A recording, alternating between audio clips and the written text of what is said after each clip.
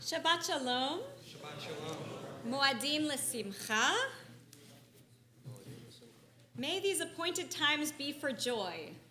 It's the phrase that we traditionally use during these days in between the special holidays at the very beginning and the end of Sukkot and Pesach. Chagim uzmanim l'sason. May these holidays and times be for celebration.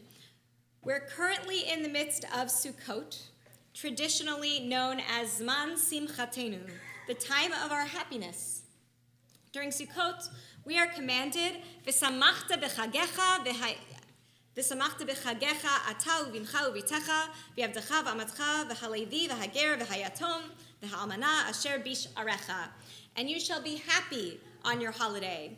You, your son, your daughter, your male and female servant, the Levite, the stranger, the orphan, the widow who are in your settlements. For some of us, happiness might come naturally at this time of year.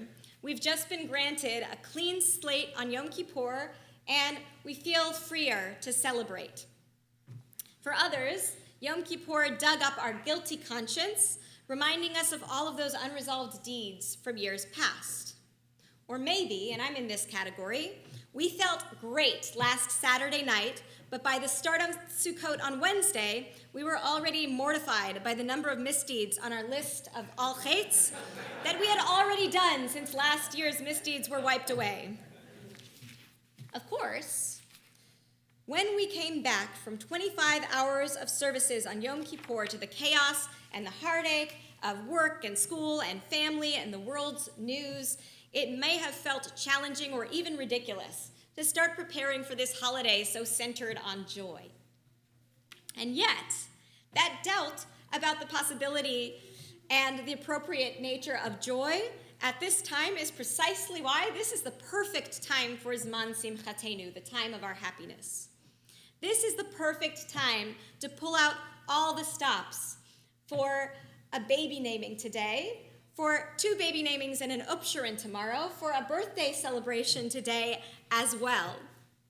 This is the perfect time to pull out all the stops so that our youngest congregants can enjoy some songs and stories and good food as they did last night, so that we can celebrate survival while wearing pink, so that our Learning Center students can have a fantastic sleepover right in this building and right in that sukkah, and so that we can enjoy some wine and sushi.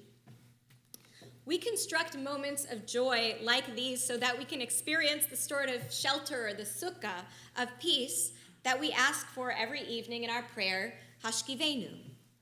Over Sukkot, we are explicitly commanded to create a physical shelter of joy, to withdraw from sadness for 8 days. In her book, Furiously Happy, Jenny Lawson writes about how she's fed up with sadness. And she says, I am going to be furiously happy out of sheer spite. Throughout the book, she writes about how she combats depression and the routine sadness that life throws her way by finding as much joy and humor as she can in every moment that she finds herself capable to do so. To Lawson, it's about taking those moments when things are fine and making them amazing, because those moments are what make us who we are. They're the same moments we take into battle with us when our brains declare war on our very existence. Intentional moments of happiness are much more than just distraction. They have the potential to remind us of the joy that's worth living and fighting for, even in moments of terror. On Sukkot, we're not simply commanded to be happy, but also to make sure our happiness is contagious. We must celebrate with family and friends, those beloved individuals who inspire us to be the best versions of ourselves. At the same time, we must welcome the needy into our Sukkot, bringing in those we might not otherwise think of spending time with, and remind ourselves of the possibility of happiness not just for us, but to all around us. In the sukkah, we make the simple act of eating in a hut extraordinary in order to create an idealistic world that we can keep in our minds even after we leave the holiday and we conquer the profane travails of the everyday. Over thousands of years of Jewish text, the sukkah has taken on a variety of symbolisms, each a different shelter of idealism for its inhabitants. In Masechet Sukkah, In the Talmud, Rabbi Eliezer believes that the sukkah represents Ananei HaKavod, the clouds of glory that protect the people Israel as they travel through the desert. While the Midrash speaks of Ananei HaKavod as providing such wonders to the Jewish people as shielding them from the elements and flattening mountains as they walk, the most significant aspect of Ananei HaKavod is its representation of God's tangible presence among the people. If we see each sukkah we build and enter as a container for God's presence that Moshe begs for in today's reading, that sukkah becomes an agent for divine protection and comfort, a reminder that God's presence and wisdom are accessible when we make space for God. With the Torah and the Haftarah readings the last 2 days of Sukkot, we read about the seemingly endless sacrifices and joy in the construction of the temple. During those readings each year, I'm inspired to think of the sukkah as a modern representation of that temple, a vessel for God's presence. Rabbinic text teaches that in temple times, Sukkot was a joyous holiday with music and fine decorations and dancing, all in the immediate presence of God. By seeing the sukkah as a miniature temple, as a miniature mikdash, we hint at a sort of messianic possibility. We stage an ideal world in which even in a structure so fragile that too much wind might blow it over, not our sukkah, of course, we can experience happiness from the Torah we learn, the rituals we do, and the people we share space with. After the High Holy Days, after reviewing our misdeeds for 10 days, we're reminded that we have a fresh new opportunity to create a world of good. God's presence will stick around for another week or so to help us realize our potential for that ideal world, especially when we're in this state of relatively clean slate. Even with its insistence on joy, however, Sukkot recognizes and responds to the realism of everyday life. At Kiddush lunch the past couple of days, we read a little bit from Kohelet, or Ecclesiastes, the book that states, Havel Havelim, Hakol Havel, futility of futilities. Everything is futile or wispy or vanity or nothingness or uselessness. We talked about lots of different definitions. But according to Kohelet, there's nothing new under the sun. Everything that has happened will happen again.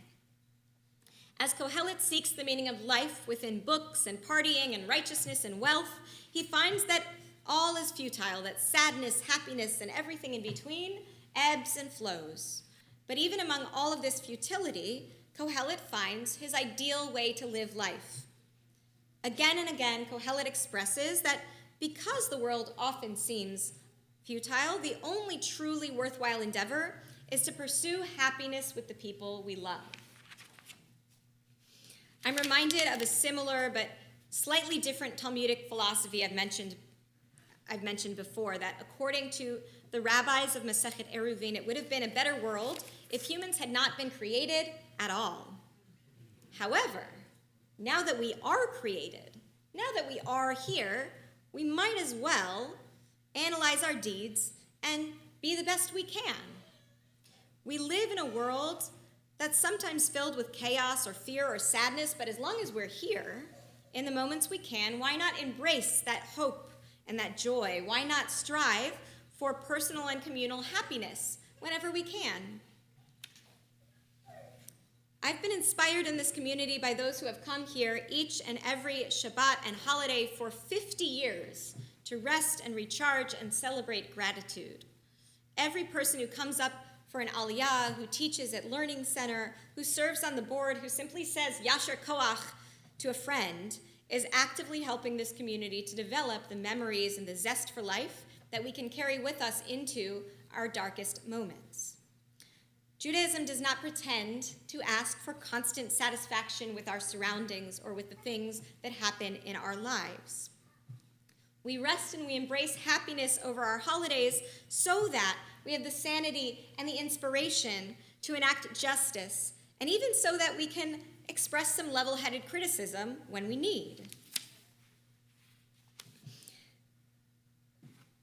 Perhaps more importantly, we experience anger or sadness, sometimes even despair in the world because we know that the joy we experience on days like today make the fight for peace and for stability worthwhile. As Jenny Lawson writes, without darkness there isn't light. Without the pain there's no relief.